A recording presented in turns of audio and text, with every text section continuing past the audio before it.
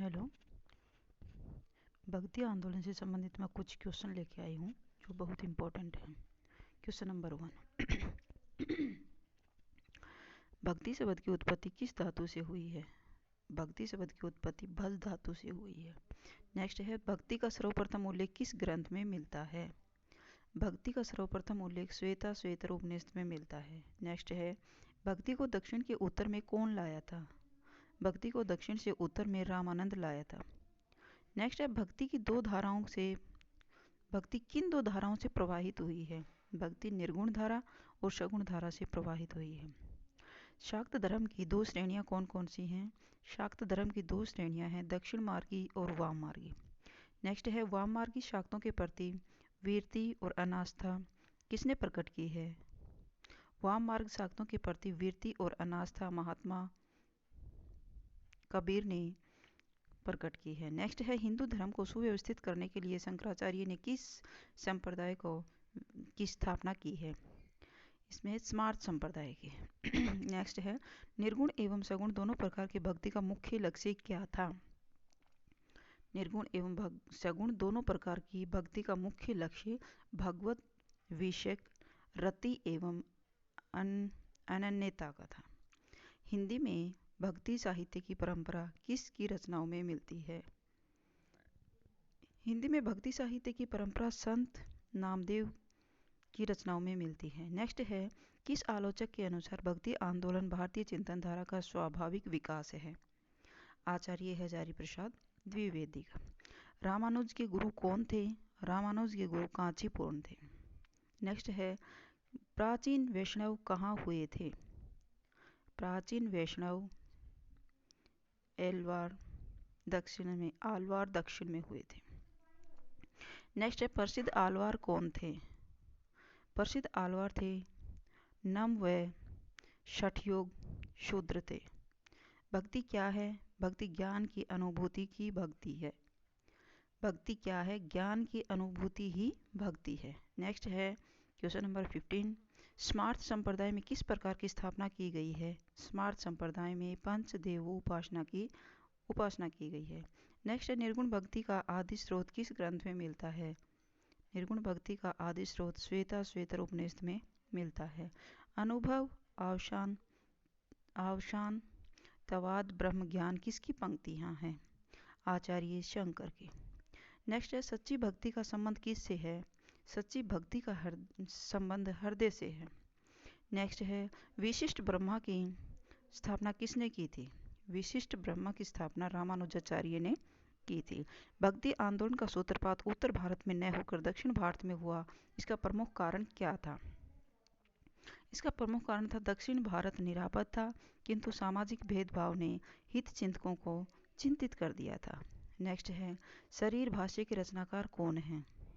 शरीर भाष्य के रचनाकार शंकराचार्य हैं। भक्ति के प्रचार में सर्वाधिक योगदान किसने दिया था? भक्ति के प्रचार में सर्वाधिक योगदान वैष्णव अनुयायियों ने दिया था। आचार्य रामचंद्र शुक्ल ने भक्ति का समय क्या निर्धारित किया है?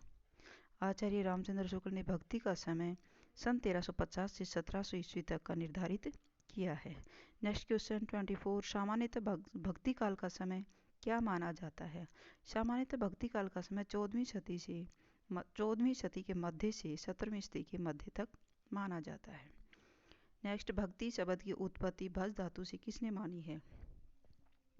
भक्ति शब्द की उत्पत्ति भस धातु से मोनियर विलियम्स ने मानी है। नेक्स्ट है, भक्ति का सर्वप्रथम उल्लेख किस ग्रंथ में है? भक्ति का सर्वप्रथम उल्लेख श्वेता श्वेतर उपनिषद में है।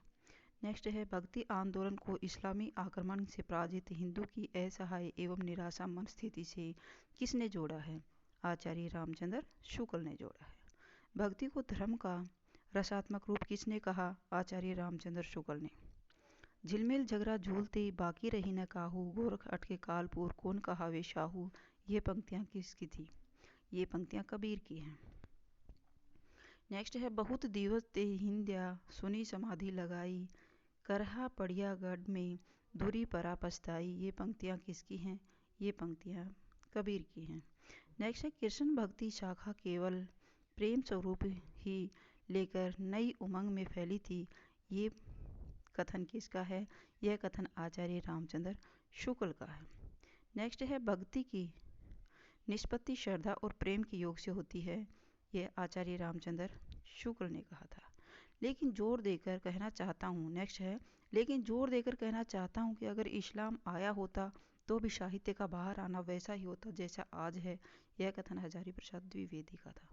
तंत्र न जानो मंत्र न जानो, जानो सुंदर काया, ये पंक्ति किसकी है? कबीर की। नेक्स्ट है क्वेश्चन 35, संत काव्य धारा के दार्शनिक सांस्कृतिक आधार क्या है? उपनिषद शंकराचार्य का अद्वैत दर्शन, नाथ पंथ, इस्लाम, सूफी दर्शन और बौद्ध धर्म। नेक्स्ट क्वेश्चन है अद्वैतवादी संत कवि कौन है? अद्वैतवादी संत कवि कबीर, दादू, मलुकदास आदि हैं। नेक्स्ट है भक्तमाल के रचयिता कौन हैं? भक्तमाल के रचयिता नाभादास हैं। नेक्स्ट है कबीर किस शासक के समकालीन थे? कबीर किस शासक के समकालीन थे?